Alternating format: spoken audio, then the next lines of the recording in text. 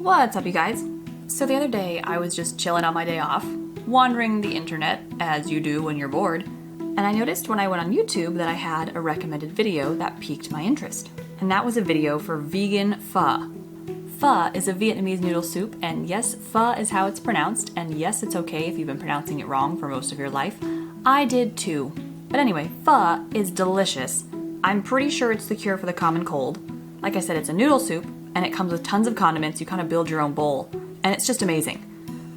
But the problem that I personally have is that I can't eat a lot of meat, not without feeling very ill, and so I can't really eat a lot of pho, especially because it's made with beef stock or chicken stock to make the broth. Now recently I've been really wanting to try to make pho, but the thought of making beef stock or chicken stock is kind of daunting, not only because they take hours upon hours to make, but then what am I supposed to do with it when I can eat hardly any of it? It was a dilemma. But then the YouTube gods came down and gave me this recommended video for vegan pho. So I knew I had to try it. This is a recipe from Sadia at Pickup Lines. I just recently discovered her channel and her blog, and so far it's been amazing. I'll put the links for both this video and her blog recipe down below so you can kind of follow along as I make this.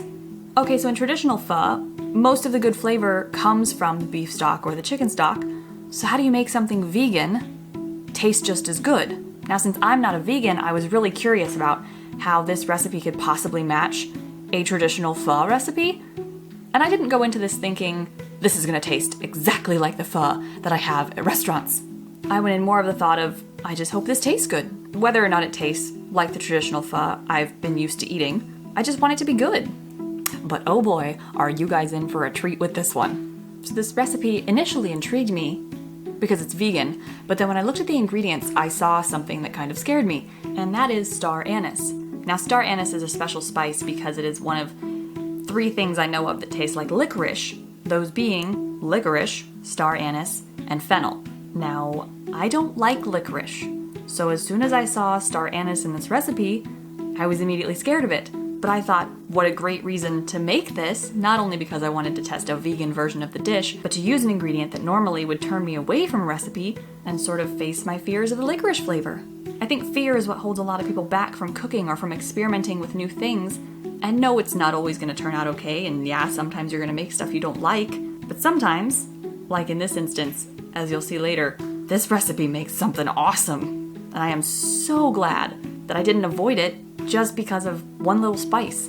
So if you guys ever get concerned about trying a new recipe or testing something that you normally don't like, I would encourage you to do it anyway. You may find that either the ingredient isn't as scary as you originally thought, or maybe the flavor works differently depending on what it's mixed with, or that something isn't necessarily as hard to cook as you thought it was. Like I said, there are links below in the description for both the video for this recipe and for Sadia's blog post that has the recipe typed out.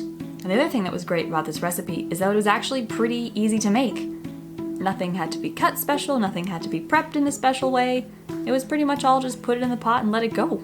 It's super easy, and I have faith that anyone who watches Sadia's video can make this, whether they've made any kind of soup in their life or not. And when it comes to being vegan, don't let yourself be turned off by the word. But the truth is, it's just another way to cook. And the world of vegetables and spices, I think, holds a lot more than we give it credit for. I'll be honest, I was a little nervous about the carrots. They don't always have the best texture when cooked, and they don't always have a flavor that goes with everything, but I was very pleasantly surprised. And you guys, this soup, oh my gosh. If I had not made this soup myself, I would think it was a traditional pho. The flavor profile was complex enough, it was salty enough, it was sweet enough. I seriously would not have known that this dish was vegan if I didn't make it myself. Like, holy crap. This version did not fall short in any way. I am adding this recipe to my recipe book. I'll be making it when friends and family come over. Sadia, you are amazing. Thank you so much for sharing this recipe, because now I can have pho pretty much whenever I want, and I'm not limited by eating a small amount because there are no meat products in it. Guys, you should seriously go make this.